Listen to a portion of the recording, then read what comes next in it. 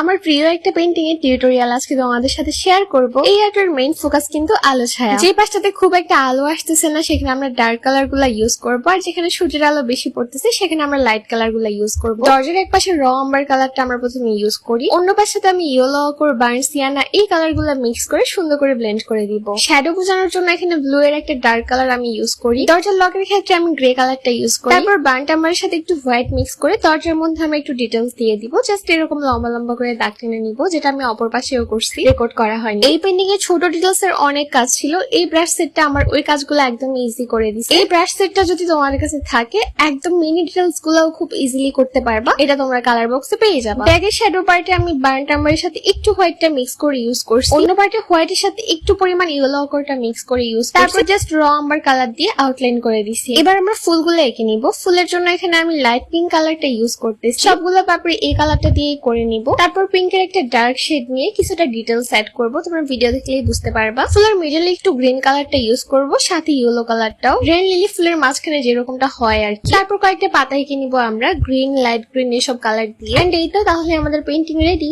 দেখো কত সুন্দর করে আলো ছায়ার জিনিসটা বোঝা যাচ্ছে। আজকের পেইন্টিংটা যদি তোমাদের ভালো লাগে অবশ্যই একটা ফলো দিয়ে লাইক কমেন্ট করে দিও। নাও টাটা।